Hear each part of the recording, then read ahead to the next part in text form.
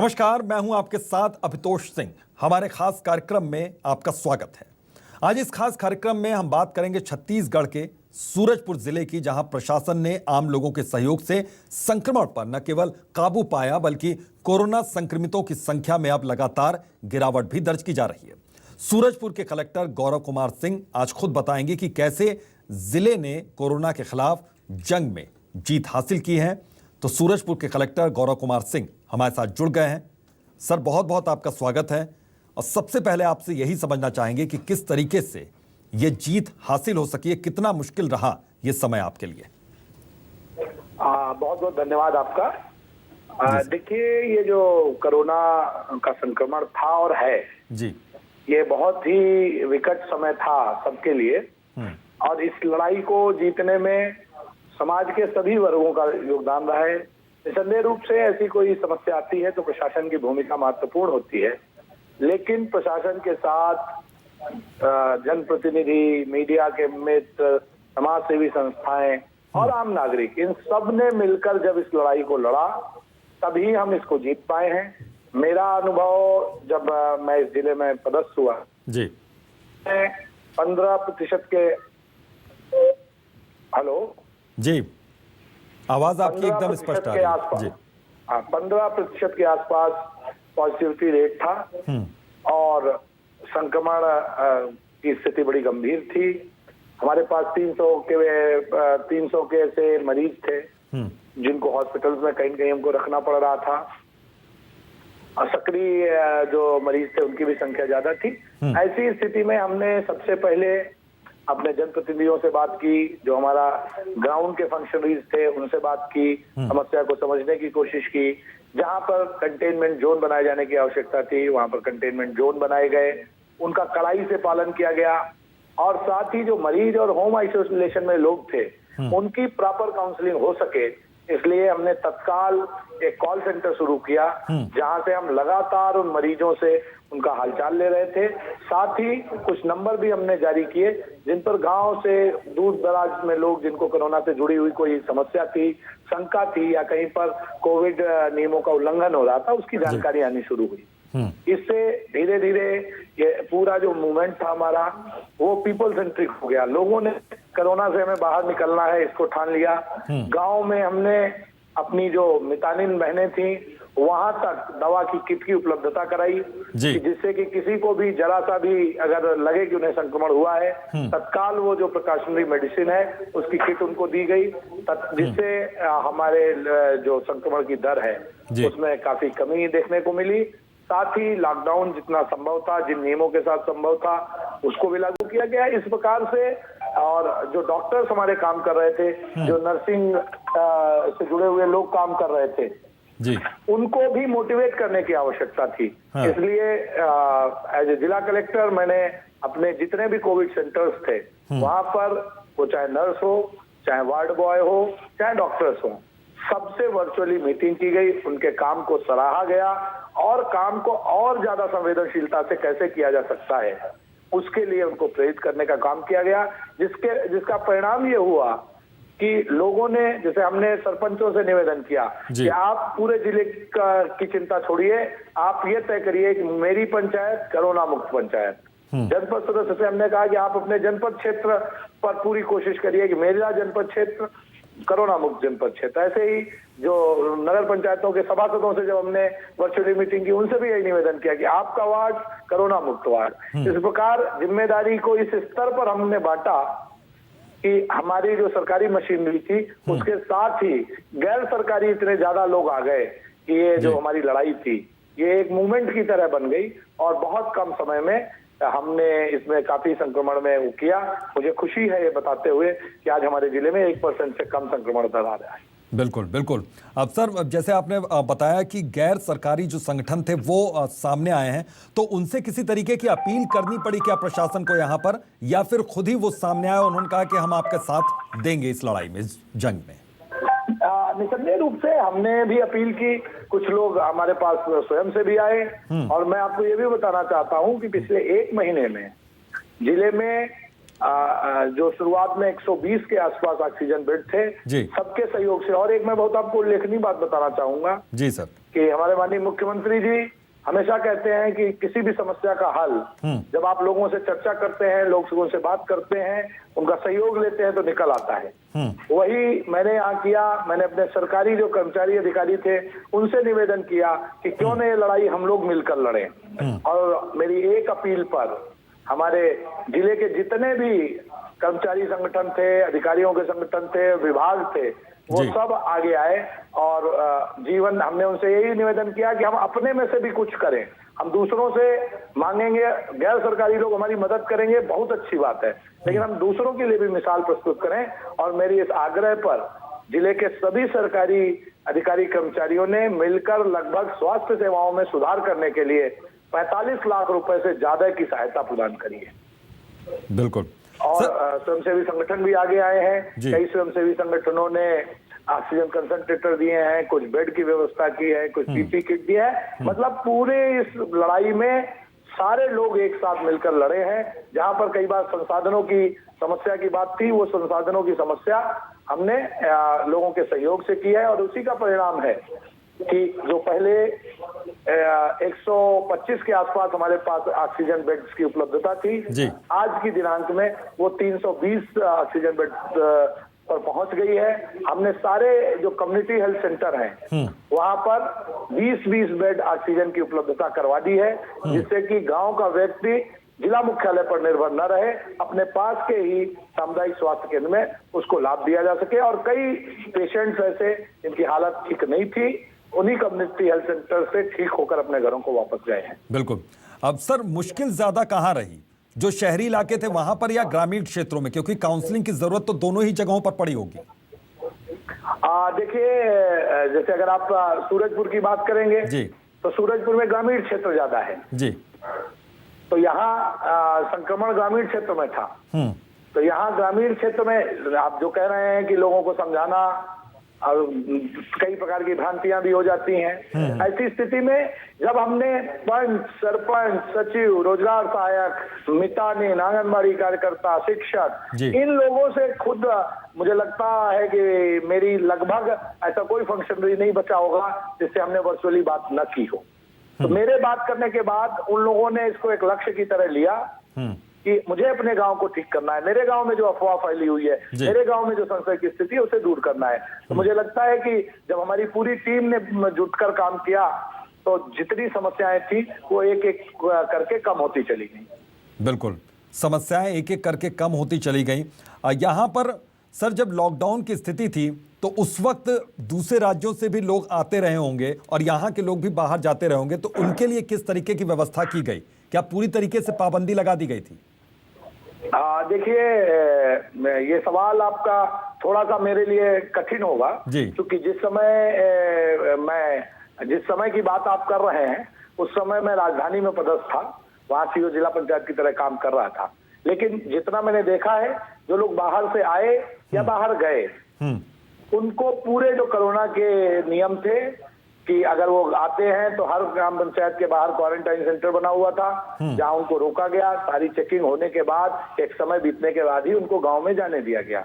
या जो लोग बाहर गए वहां भी उन्हीं तारतम्य में कि ट्रेन से जा रहे हैं, बस से जा रहे हैं, वहां पर भी उनको चेक करने के बाद कोविड अप्रोप्रिएट बिहेवियर के साथ ही भेजा गया, जिसका परिणाम ही यह है कि हमने एक बहुत कम समय में संक्रमण को दूर करने में काफी हद तक सफलता प्राप्त की है। बिल्कुल, बिल्कुल। अब सर शुरुआती जब दूसरी वेव की शुरुआत हुई थी तो उस वक्त बहुत सी जगहों पर ऑक्सीजन, रेमडेसिविर इंजेक्शंस, इनकी कमियां थी। क्या आप भी इस कमी से जूझे और इस कमी को किस तरीके से दूर किया? आज तो आप बता रहे हैं बहुत से ऑक्सीजन सिलेंडर्स हैं, व्यवस्था है, लेकिन शुरुआत कैसी रही सेकेंड वेव की बात? वही मैं कहना चाहूंगा कि जिस समय मैं पहले भी बोला कि सेकेंड वेव जब आई उस समय मैं राजधानी में पदस्थ था। उस समय मैं वहां सीओ जिला पंचायत की तरह काम कर रहा था। निसंदेह रूप से जो वेव आई थी शुरुआती दौर में, मैं रायपुर के अनुभव से ही आपको बताना चाहूंगा कि 2-3 दिन तो लगा कि समस्या हो रही है, लेकिन 2-3 दिन के अंदर वहां के जो कलेक्टर साहब थे उनके मार्गदर्शन में, माननीय मुख्यमंत्री जी का निरंतर हम लोगों को मार्गदर्शन मिलता था, स्वास्थ्य मंत्री जी का मिलता था, तो उस मार्गदर्शन से हमने 2-3 दिन के अंदर ही सारी व्यवस्था, वो चाहे रेमडेसिविर की हो चाहे ऑक्सीजन बेड की हो, उसको राजधानी में दूर किया।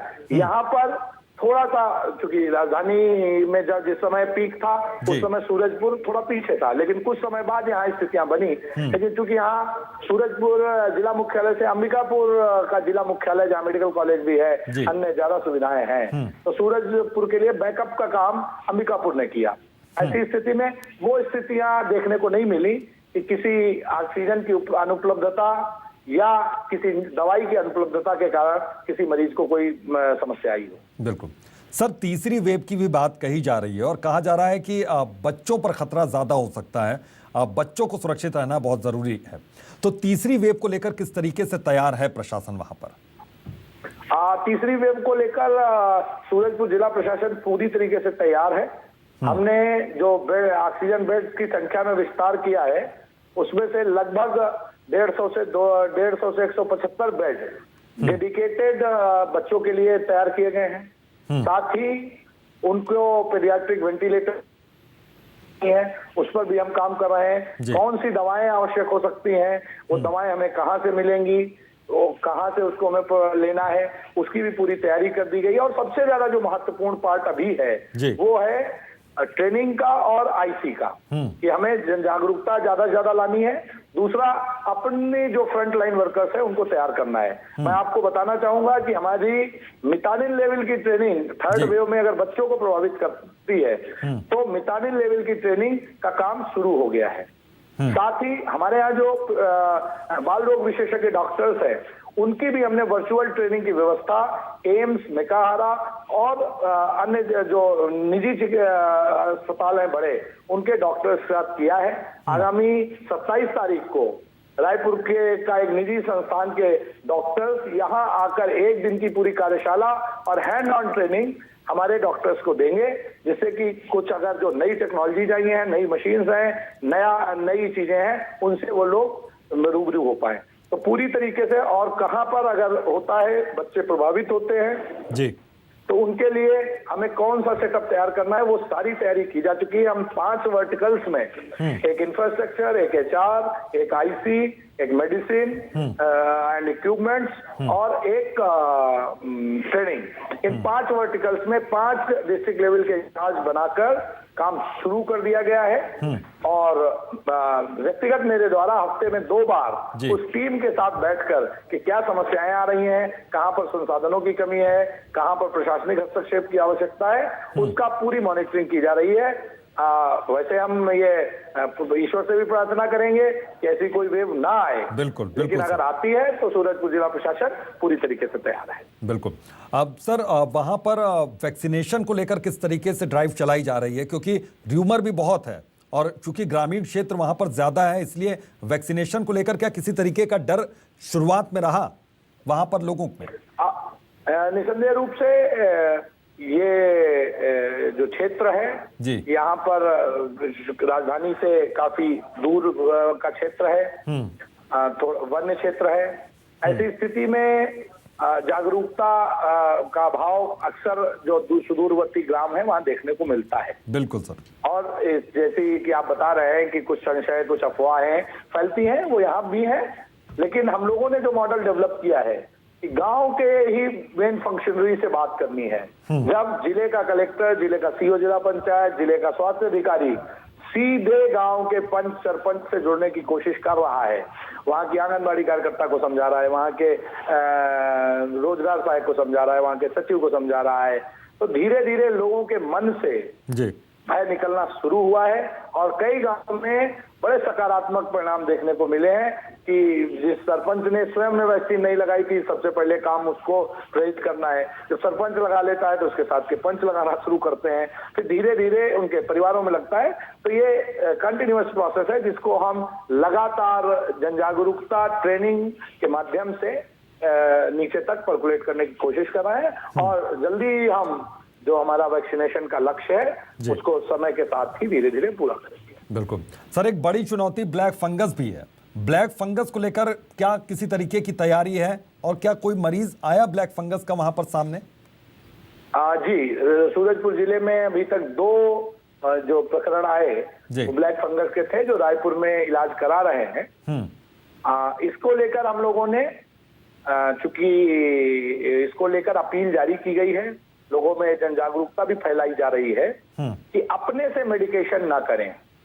जब तक किसी स्वास्थ्य संबंधित व्यक्ति से बात ना हो जाए तब तक अपने से मेडिकेशन से बचे, नहीं तो कई बार कई पेशेंट्स में ब्लैक फंगस की स्थिति देखी जा रही है।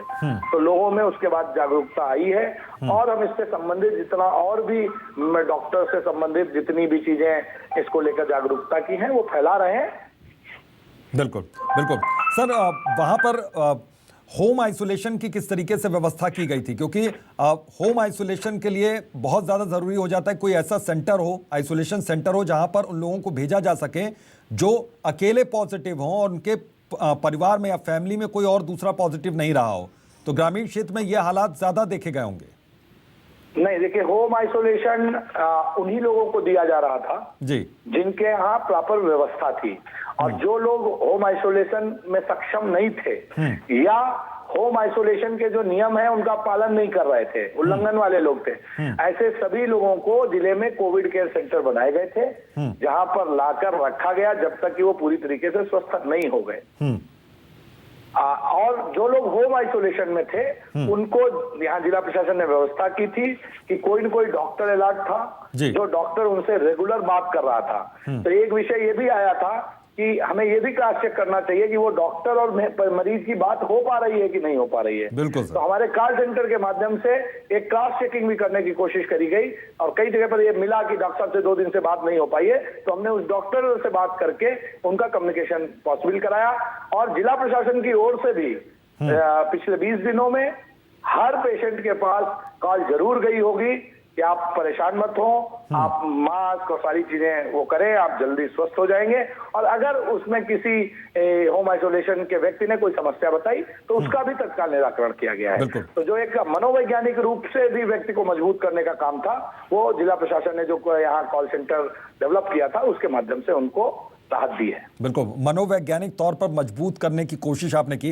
आप चूंकि सरकारी कर्मचारी वो भी बहुत ज़्यादा प्रेशर में हैं, 24-24 घंटे सर आप लोग काम कर रहे हैं। इसके अलावा जो डॉक्टर्स हैं, जो स्वास्थ्य कर्मी हैं, वो भी 24-24 घंटे उन्होंने काम किया है इस दौर में। तो किस तरीके से उनकी काउंसलिंग की गई, सरकारी कर्मचारियों के अधिकारियों की किस तरीके से काउंसलिंग की गई, उसके लिए कोई व्यवस्था की गई?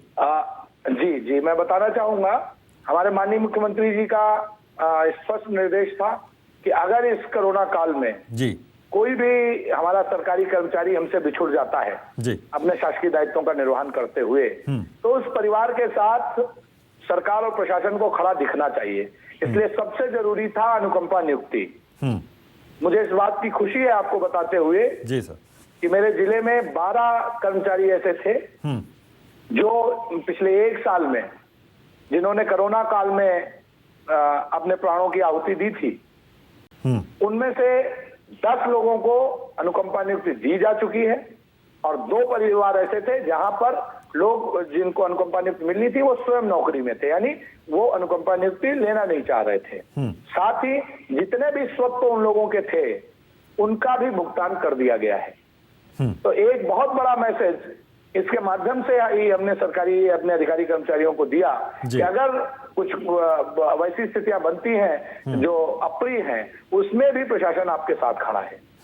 दूसरा, जैसा कि मैंने बताया कि जिले के प्रशासनिक प्रमुख होने के नाते जी लगभग हर विभाग, हर कर्मचारी से हम लोगों ने वर्चुअली बात की है, उनके मनोबल को बढ़ाने का काम किया है। साथ ही हमने हर विभाग को यह निर्देश दिया है कि अगर हमारा कोई सरकारी कर्मचारी या उसके परिवार का कोई सदस्य कोरोना संक्रमित हो जाता है तो विभाग ये सुनिश्चित करे कि जब तक वो ठीक नहीं हो जाता है तब तक विभाग की ओर से दिन में 2 बार उसका हालचाल जरूर पूछा जाएगा और उसे ये विश्वास दिलाया जाएगा कि हम सब आपके साथ हैं। और मुझे इस बात की खुशी है कि पिछले 20-25 दिन में जितने भी लोग संक्रमित हुए हैं वो ठीक होकर भी, कई लोग तो ठीक होकर मुझसे ही मिलने आए हैं कि सर बहुत अच्छा लगा, कार्यालय से रोज 2 बार फोन आ रहा था।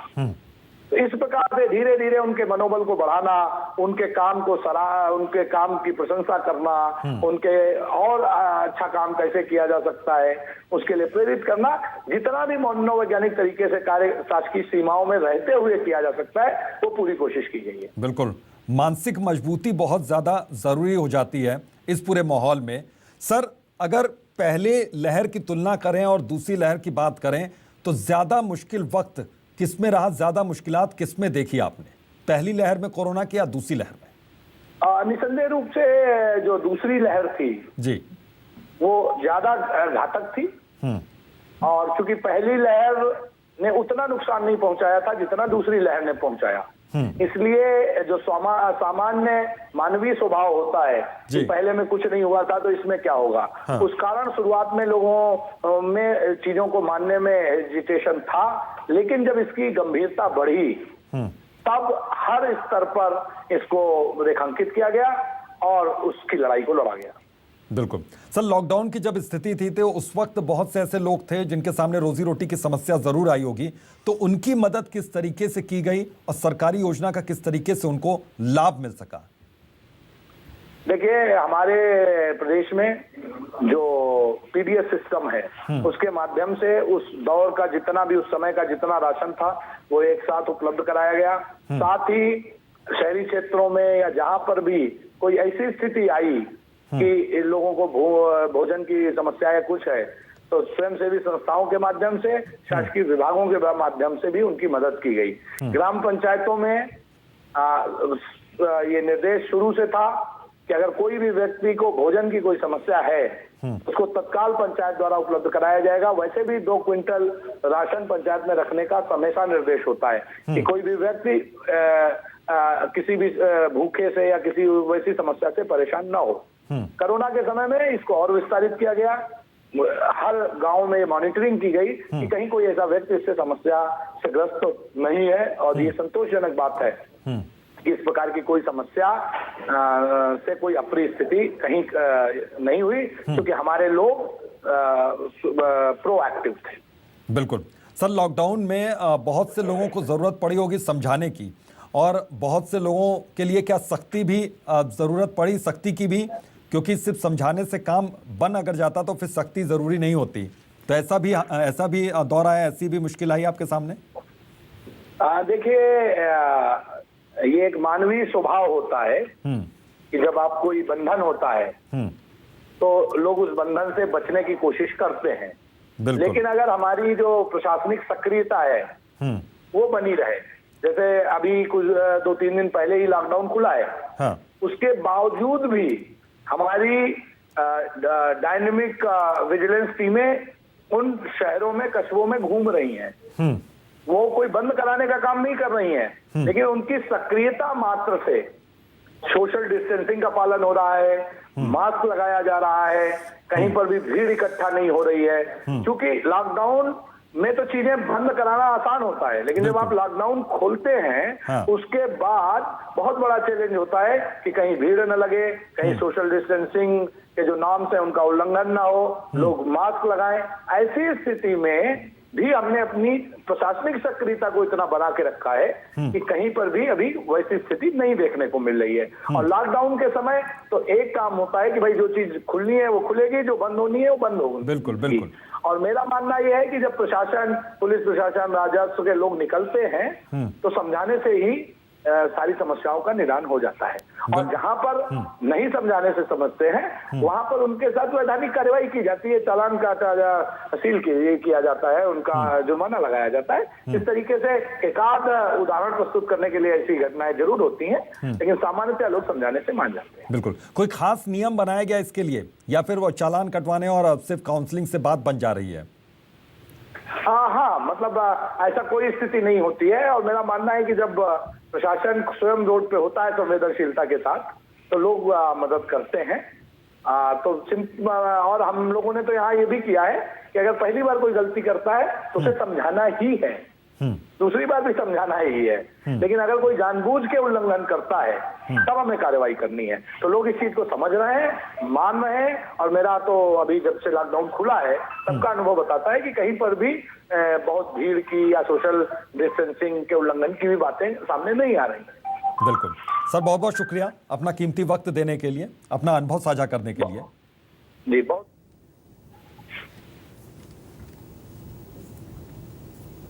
तो ये थे सूरजपुर के कलेक्टर गौरव कुमार सिंह जो अपना अनुभव साझा कर रहे थे। जाहिर तौर पर अनलॉक की स्थिति इस वक्त है, लेकिन अनलॉक में ज्यादा सावधानी की जरूरत है, इसलिए कोरोना और कोविड प्रोटोकॉल का पालन जरूर करिए। बहरहाल अभी के लिए इतना ही, दीजिए इजाजत, नमस्कार।